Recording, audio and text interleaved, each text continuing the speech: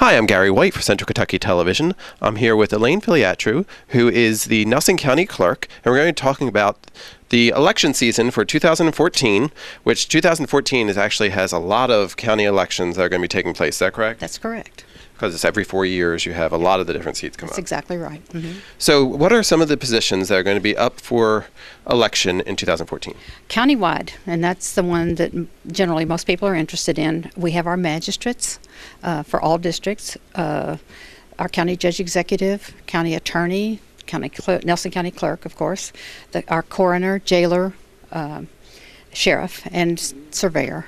Also on the ballot is a position for constable, but that position in Nelson County comes with a few attachments. Right. So it's always wise to check with the county judge executive and see what that amounts to. But that is on the ballot.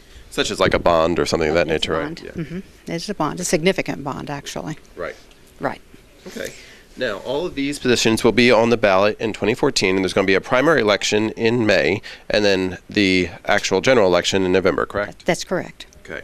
People have already started filing, and we do have an updated list of the filings that we'll have for you here on Central Kentucky Television. But when is the deadline for people to file? The deadline is January 28th. Mm-hmm. They can file at any time between now and then, as long as they're registered with a party. Now, if a person is running as an independent or for city council, and those folks are up for election in the general election as well, they file in August. Okay. Certain people do file in August. So for the city council, which is a nonpartisan, you don't have to file actually until August? As long as the cities have an ordinance that says they are doing away with the primary, and as long as as long as it's not a party-oriented election, they do that in August and are on the general ballot in November.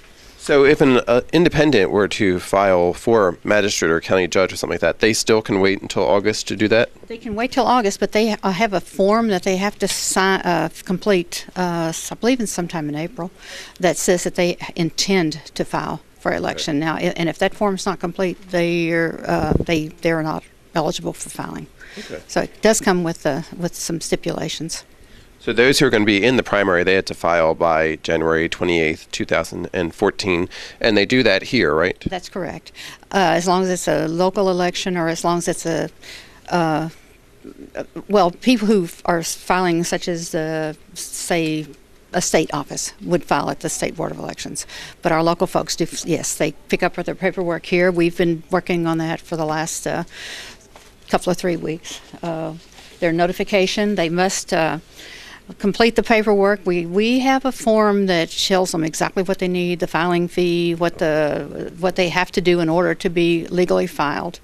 They must have someone or two folks for the offices that I mentioned a little bit ago sign for them. If they're countywide, then anyone who's a registered voter within their party in the county of Nelson can sign that paperwork for them. Must be notarized. If they're within a magisterial district, they must have two people who are registered voters within their party within that district to sign for them. So they want to be extremely careful, because that is a sticking point occasionally. Okay, and that could possibly disqualify them if they don't follow the correct procedure. If it was challenged, it could. Okay. So it probably would end up as a court case. Now, are there some fees that are involved for filing for these different positions? Yeah, filing, there's always a fee to file. Countywide, it's $50. Okay. It varies. We have a booklet that gives each candidate what he needs to do for that specific office, depending on party, etc. And we just hand that to them. Now we're making copies and handing it to the candidates so that they can kind of complete what they need to know. As well as that, they also have to file with the State Board of Kentucky Registry of Election Finance.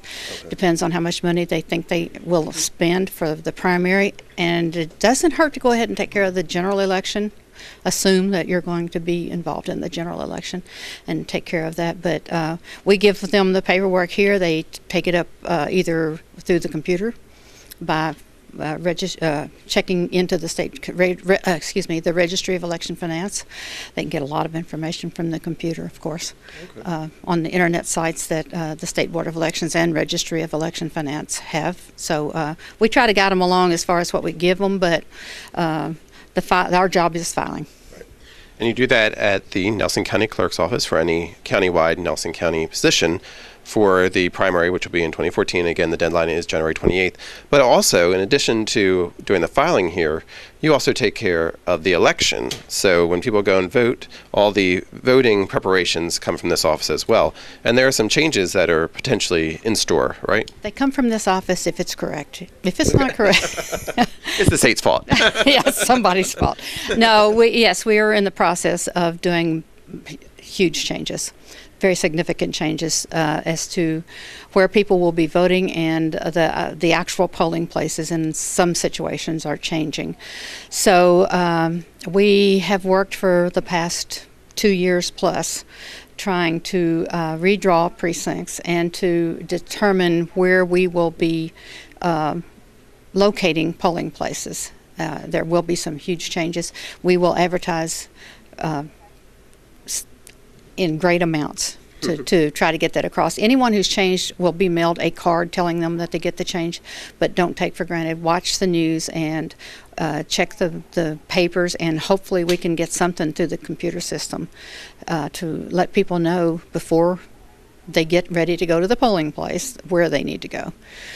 Not everybody in the county will be changed, but I'm concerned that maybe half of them will. Half of the registered voters in Nelson County could very well be changed. So they just keep your eyes and ears open. That's right. And we'll let you know when we get a final, because right now you have a proposed plan, but you're waiting for the state to approve it. Yes, right? We're waiting for approval through the State Board of Elections, and the Registry of Election local government has to approve that as well. So we're waiting for two offices to complete the approval. We've had a little issue with it because of the legislature's actions in the past that have slowed this process down significantly. Now, also, we did have the census back in 2010, and that kind of had to do with some of our different areas as well. So you may have some changes in that regard also? Well, the census resulted in a reapportionment of magisterial districts, and yes, in this county there were significant changes, and that's what's leading to the changes in the precincting.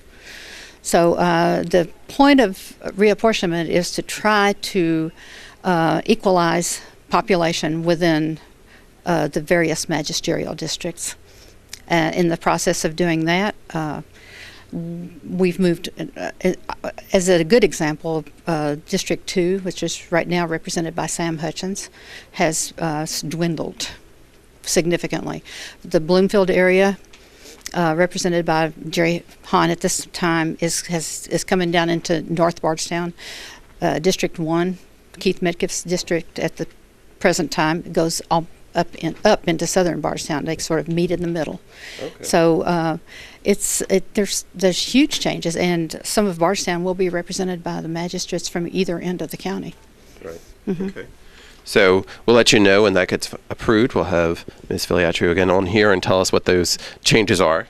I would appreciate that. I would appreciate people really paying attention.